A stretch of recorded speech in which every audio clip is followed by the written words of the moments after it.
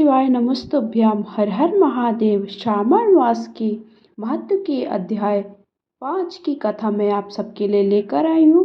तो इसके पहले 5वां अध्याय सुनने से पहले इसके पहले की कथाएं ज़रूर सुन लें। और अगर आप सबने नहीं सुना है तो मेरे चैनल पे उसका वीडियो अपलोड है, तो वहाँ पर जाकर के सारी वीडियोस देख सकते हैं और कथा सुन सकते हैं।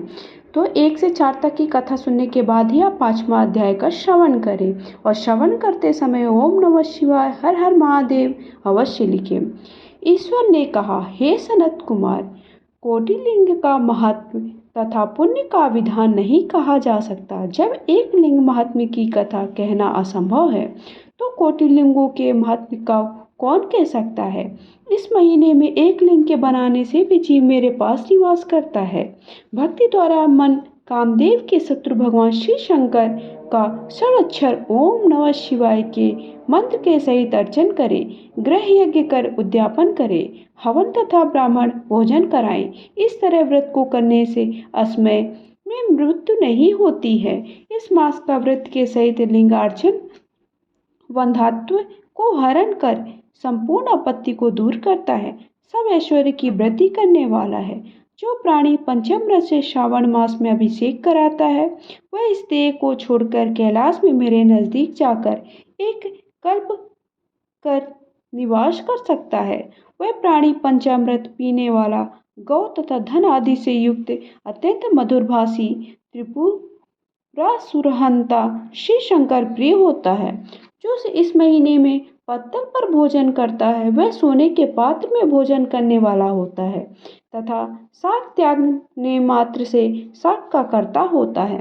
मनुष्यों में उत्तम होता है। जो भूमि ही पर शयन करता है वह कैलाश में निवास करता है।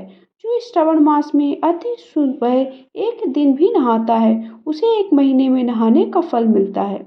इस महीने में जितेंद्रिय होने से इंद्रिय जन्य बल प्राप्त होता है। इस महीने में स्फटिक मणि, पाषाण, मिट्टी तथा मरकत मणि निमित्त शिवलिंग में या स्वयं उत्पन्न या बनाए हुए या पिसान निर्मित या पीतल आदि चंदन, मक्खन या किसी भी निर्मित शिवलिंग में एक बार अर्चन करने मात्र से 100 ब्रह्म हत्या भस्म हो जाती है। सूर्य ग्रहण, चंद्र ग्रहण, अन्य किसी सिद्ध क्षेत्र में लक्ष्य जप करने से जो सिद्धि कही गई है वह इस महीने में सिद्धि एक बार जप करने से मिल जाती है। दूसरे समय में किए गए नमस्कार तथा प्रदक्षिणा से जो 1000 का फल मिलता है वह फल इस महीने में एक बार करने मात्र से मिल सकता है। मुझे प्रिय इस श्रावण महीने में देवपारायण करने पर सब वेद मंत्रों की अच्छी तरह सिद्धि हो सकती है। इस महीने में बिना पुरुष सूक्त पाठ के एक दिन भी ना बिताएं। जो इसको आशीर्वाद मात्र कहता है वह प्राणी नरक को जाता है। समिधा, चरु, तिल और घी से गृह यज्ञ करें। धूप, गंध, पुष्प, नैवेद्य आदि से भेद द्वारा अर्चन करें। शंकर के रूपों का यथोचित ध्यान कर शक्ति द्वारा कोटि होम, लक्ष्य होम और आयुध हवन करें। तिलों के भगवती मंत्रों से हवन करें। इसी को गृह यज्ञ नाम से कहा गया है। हे सनत कुमार, अब वार व्रत कहूँगा, आप सुने। हे अनंत, आपसे पहले रविवार व्रत को कहूँगा।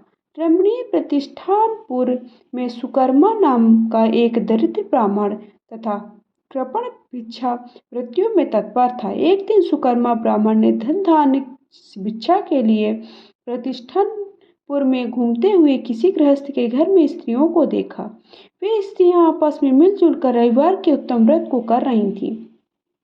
उसी समय उस ब्राह्मण को देख उन स्त्रियों ने अर्चन को जल्दी ही ढक दिया। उस ब्राह्मण देव ने उन स्त्रियों से अर्चन विधि को जानने की जिज्ञासा की। हे साध्वी स्त्रियों, आप सबने क्यों इस व्रत को ढक दिया? आप दयालु हैं, मुझ पर कृपा करें, इस व्रत की विधि कहें, क्योंकि परोपकार के तुल्य तीनों लोकों में अन्य धर्म नहीं है। समदृष्टि रखने वाले साधु पुरुषों को तो परोपकार ही स्वार्थ है। दरिद्रावस्था में से मैं दुखी हूँ। ये उत्तम व्रत श्रवण कर व्रत को मैं भी करूँगा। इस व्रत के विधान तथा फल को कहिए। स्त्रियों ने कहा, हे द्विज, यदि व्रत में उन्माद या प्रमाद विस्मरण, भक्तिहीनता, अनास्था करेंगे तो इस व्रत को तुम्हें कैसे दें। उनकी ऐसी वाणी की श्रवण कर उत्तम ब्राह्मण ने कहा, हे स्त्रियों, मैं ज्ञानी तथा भक्ति युक्त उत्तम व्रत को करने वाला हूँ। इस तरह उसकी वाणी सुनकर उन स्त्रियों में से एक प्रौढ़ा स्त्री ने रविवार के व्रत तथा उसकी विधि उनसे कही। श्रावण मास के शुक्ल पक्ष के पहले रविवार को मौन होकर उठे, ठंडे पानी से स्नान करें, नित्य कर्म कर, पान के पत्ते पर 12 परिधि वाला मंडल लिखे, उसको लाल चंदन द्वारा सूर्य नारायण के तुल्य गोलाकार लिखे। उस मंडल में संज्ञा नाम वाली स्त्री के सहित सूर्य का लाल चंदन से पूजन करे। घुटना जोड़कर भूमि पर स्थिति हो, सूर्य के 12 मंडलों पर अलग अलग लाल चंदन से युक्त लावा तथा जपा पुष्प से युक्त अर्ध को श्रद्धा भक्ति से सूर्य नारायण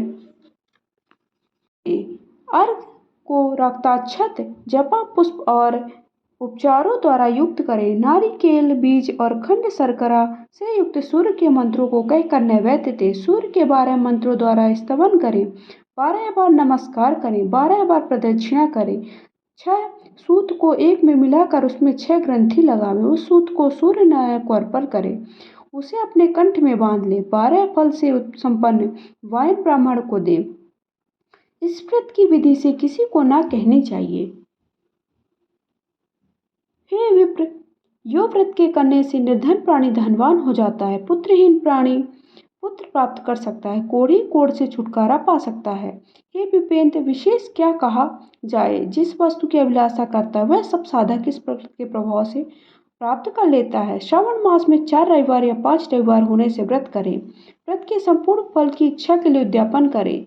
हे विपेंद्र, इस प्रकार व्रत करने मात्र से सिद्धि होती है। वह ब्राह्मण उन साध्वी स्त्रियों को नमस्कार कर अपने घर चला आया। घर आ जैसे सुनकर वह आया था वैसे सब विधि द्वारा व्रत को अपनी दोनों कन्याओं को भी व्रत विधि बताई। व्रत के सुनने और अर्चन तथा दर्शन मात्र से ही दोनों कन्याएं देवांगना के तुल्य व्रत विधि के प्रभाव मात्र से सुंदर हो गईं। उसी दिन से उस विप्र के घर में लक्ष्मी निवास करने लगी। अनेक रास्तों से अनेक निमित्त सहित वह ब्राह्मण उस दिन से लक्ष्मीपति हो गया। किसी राजा ने उसी ब्राह्मण के घर के समीप रास्ते से होकर निकलते हुए अति उत्तम उन दोनों कन्याओं को बरामदे या खिड़की पर बैठा देखा। दोनों कन्या अपनी देह के अवयवों से त्रिलोक के संपूर्ण उत्तम चीजों को तथा कमल और चंद्रमा को भी अपमानित करती। उन बालिकाओं को देखने से राजा मोहित हो क्षण भर वहां पे स्थित हो गया। राजा ने ब्राह्मण को बुलाकर उन दोनों बालिकाओं के लिए याचना की। ब्राह्मण ने भी प्रसन्न हो दोनों बालिकाओं को राजा को दे दिया। दोनों बालिकाएं राजा को सौमित्र के रूप में प्राप्त कर प्रसन्न हो गई। प्रसन्नचित्त हो बालिकाएं इस व्रत को कर पुत्र पौत्रादि से युक्त हुई। हे मुने, बड़े अबुद्ध को करने वाले इस व्रत को आपसे कहा। तो इस तरह से मैंने आप सबको 5वें अध्याय की कथा बताई। कैसी लगी कमेंट करके हर हर महादेव लिखिएगा और ऐसे ही वीडियो को लाइक शेयर करते रहिए।